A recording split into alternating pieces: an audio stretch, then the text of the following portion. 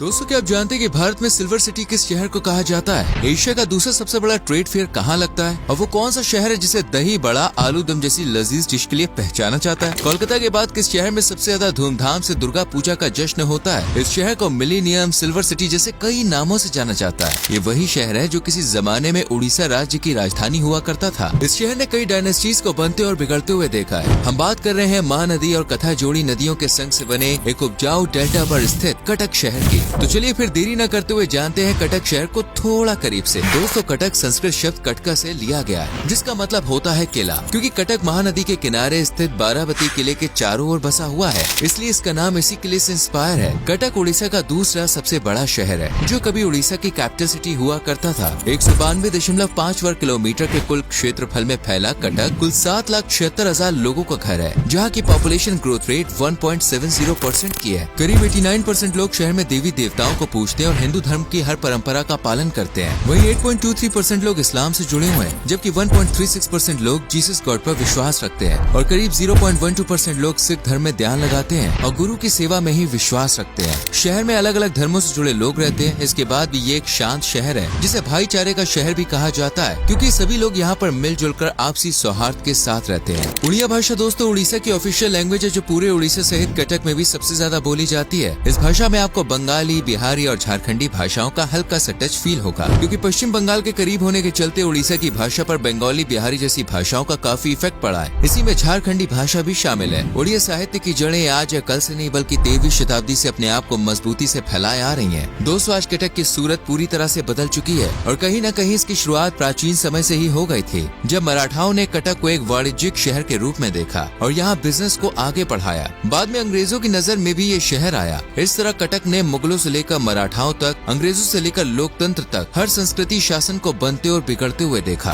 कटक शहर का इतिहास काफी पुराना है। 989 AD में इसे केशरी राजवंश द्वारा स्थापित किया गया था। ये उस समय राज्य की राजधानी हुआ करता था, जिसकी नींव गंगा राजवंश के सम्राट ने डाली थी, जिस पर अनंग भीमदेव III का शासन हुआ था। गंगा राजवंश के बाद 13वीं शताब्दी में कटक पर गजापति राजाओं ने अपनी हुकूमत जमाई और फिर ये शहर मुगलों के हाथ में चला गया और यहाँ मुस्लिमों का शासन चला। 17वीं शताब्दी तक कटक पर मराठाओं ने जीत हासिल कर ली। इसी दौर में कटक एक व्यापारिक केंद्र के रूप में उभर कर सामने आया, लेकिन फिर अंग्रेजों ने कटक को अपने अंडर में ले लिया। आपको बता दें कि अंग्रेजों ने ही कटक को कलिंगा डिवीजन की राजधानी घोषित किया था, जो बाद में बदलकर उड़ीसा बना। 1947 में देश आजाद हुआ और 1949 में उड़ीसा की राजधानी कटक से बदलकर भुवनेश्वर को कर दिया गया। हालांकि आज भी कटक को कमर्शियल कैपिटल होने का दर्जा प्राप्त है। सिर्फ कमर्शियल ही नहीं बल्कि दोस्तों कटक को उड़ीसा की संस्कृति राजधानी भी माना जाता है, यानी कि कल्चरल कैपिटल। पिछले कुछ दशकों में कटक तेजी से विकसित होने वाले शहरों में गिना जाता है। कथा जोड़ी नदी के पास नई टाउनशिप की स्थापना की गई, जो लगभग 1890 एकड़ की जमीन में फैली है। नगर निगम होने के नाते कटक 59 वार्ड्स में डिवाइड है, जो नॉर्थ में चौद्वार से, साउथ में फूलनाकारा, वेस्ट में नाराज से लेकर ईस्ट में कंदारपुर तक फैला हुआ है, जबकि महानदी डेल्टा लगभग पूरे शहर को कवर करता है। डेल्टा होने की वजह से कटक की जमीन बेहद उपजाऊ है। इसे भारत की सबसे फर्टिलाइज जमीन में काउंट किया जाता है, जहाँ करीब 76 से 80% लोग अपना घर खेती बाड़ी से चलाते हैं। शहर में उगाई जाने वाली ज्यादातर फसलें नकदी फसलें हैं, जिन्हें एक्सपोर्ट भी किया जाता है। कटक की इकोनॉमी ज्यादातर कृषि पर ही डिपेंड है। यहाँ गेहूं, धान, हरी सब्जियां, फल, इस तरह की लगभग हर फसलें उगाई जाती हैं। एग्रीकल्चर के अलावा कटक की जनसंख्या और GDP हैंडीक्राफ्ट और इंडस्ट्रीज पर भी डिपेंड है। कार शोरूम से लेकर सर्विस सेक्टर तक, हॉस्पिटल से लेकर बैंक, यूनिवर्सिटी, कॉलेज, लगभग हर सुविधा छोटे से शहर में मौजूद है। उड़ीसा की कई बड़ी बड़ी कंपनीज के ऑफिस कटक में ही बने हुए हैं। कटक को मिलेनियम सिटी के साथ साथ सिल्वर सिटी के नाम से भी जाना जाता है, क्योंकि इस शहर में बड़े पैमाने पर चांदी, आइवरी और पीतल का काम होता है। यहाँ बनने वाले चांदी के गहनों की बात ही निराली है दोस्तों।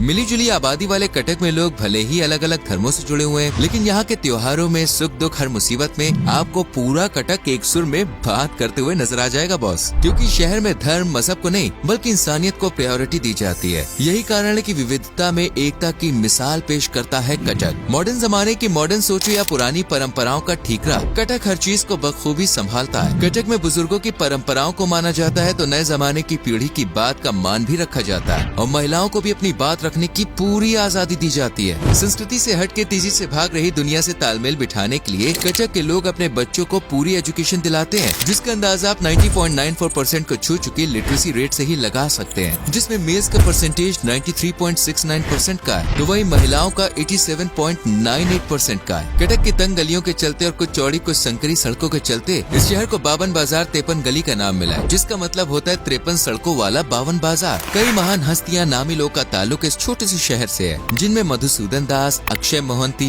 बिजू पटनायक, नित्यानंद पालित और महान स्वतंत्रता सेनानी सुभाष चंद्र बोस जी का नाम भी शुमार है। आपको नेताजी सुभाष चंद्र बोस का घर भी देखने को मिलेगा, जिसे पर्यटन स्थल में तब्दील कर हर किसी के लिए दोस्तों खोल दिया गया है। यहाँ पर हर रोज बड़ी संख्या में लोग आते हैं और नेताजी का घर देखते हैं। माना तो ये भी जाता है कि सिखों के पहले गुरु नानक देव जी जगन्नाथपुरी जाते समय कुछ देर विश्राम के लिए कटक में रुके थे। उड़ीसा राज्य के बारे में कहावत फ्रेंड्स बड़ी मशहूर है कि यहाँ 12 महीनों में 13 त्योहार मनाए जाते हैं। कटक भी उड़ीसा की इस कहावत से पीछे नहीं है। यहाँ भी हर महीने त्योहारों का एक अलग ही जश्न देखने को मिलता है। दुर्गा पूजा का जश्न आपने आज से पहले सिर्फ कोलकाता में ही देखा होगा, लेकिन शायद आपको नहीं पता कि कोलकाता के बाद अगर कहीं दुर्गा पूजा जोर शोर से और पूरे जोश के संग मनाई जाती है तो वो कटक है। दुर्गा पूजा के अलावा गणेश पूजा, कार्तिक पूजा, दशहरा, दिवाली, ईद जैसे त्योहार एक नई उमंग और खुशी के साथ सेलिब्रेट किए जाते हैं। हिंदू मुस्लिम त्योहारों के अलावा यहाँ क्रिसमस और न्यू ईयर की शाम ऐसी जगमगाती है जैसे मानो भाई शादी वाला घर हो। यानी लगभग हर बड़ा त्योहार कटक में सेलिब्रेट किया जाता है। फ्रेंड्स, कटक में महिलाओं को सुरक्षित माना जाता है क्योंकि यहाँ का क्राइम रेट काफी कम है। इस शहर में महिलाएं अपनी मर्जी से कभी भी कहीं भी आ जा सकती हैं। उन्हें रोकने टोकने या परेशान करने वाला कोई नहीं है, इसलिए इसे घूमने के लिहाज से एक आकर्षक शहर माना जाता है। कटक की खूबसूरती में 4 चांद लगाती है यहाँ की सफाई व्यवस्था, जिसे लोग भी समझ चुके हैं। बीते कुछ सालों में यहाँ लोग सड़कों पर कूड़ा करकट डालने की जगह डस्टबिन में फेंकना पसंद करते हैं। स्कूल हो, कॉलेज हो या घर हो, हर जगह को साफ रखना यहाँ के बच्चों को सिखाया जा रहा है। चलिए अब आपको बताते हैं कि कटक में आप कहाँ घूम सकते हैं। सबसे पहले बात करते हैं बाराबती किले की, जो कटक की जान है और इसे देखने के लिए हर साल बड़ी संख्या में लोग उड़ीसा से ही कटक पहुँचते हैं। महानदी के किनारे बसा ये किला अपनी वास्तुकला, कमाल की खूबसूरती के लिए पहचाना जाता है। जहाँ के दरवाजे इस 9 मंजिला महल को सबसे हटके बनाते हैं। 14वीं शताब्दी में बने इस किले को शहर की रक्षा करने के लिए बनवाया गया था, जो आज टूरिज्म के लिहाज से न सिर्फ कटक बल्कि पूरे उड़ीसा की जान है। ये किला दोस्तों 1568 से 1603 तक अफगानियों, मुगलों और मराठाओं के हक में रहा था। बाद में 1803 के अराउंड किले पर अंग्रेजों का राजपाट हुआ, लेकिन आजादी के साथ ये किला पूरी तरह से भारत का हो गया। वैसे इसी किले के साथ एक इंटरनेशनल स्टेडियम भी है, जो 25 एकड़ में फैला हुआ है और यहाँ 40,000 से भी ज्यादा लोग एक बार में बैठ सकते हैं। कटक में घूमने वाली आकर्षक जगहों में से एक है दोस्तों धाबलेश्वर मंदिर, जो कटक से सिर्फ 27 किलोमीटर की दूरी पे है। इस मंदिर को 10वीं शताब्दी में बनवाया गया था, जो भगवान शिव को समर्पित है। मंदिर में सुबह सुबह भक्तों की प्रार्थना, जयकारे, मंदिर की घंटियां हर रोज कटक को एक नई रोशनी देती है। मंदिर की वास्तुकला और डिजाइन देखकर तो आप भी दंग रह जाएंगे। इसके अलावा कटक चंडी मंदिर को 3000 साल पुराना बताया जाता है, जो देवी चंडी को समर्पित है और महानदी के तट पर स्थित है। ऐसा माना जाता है कि मंदिर में मांगी हुई सच्चे मन से दुआ जरूर कबूल होती है। देवी दुर्गा की जो भव्य पूजा कटक चंडी मंदिर में होती है, वैसे तो शायद आपने कहीं देखी भी नहीं होगी।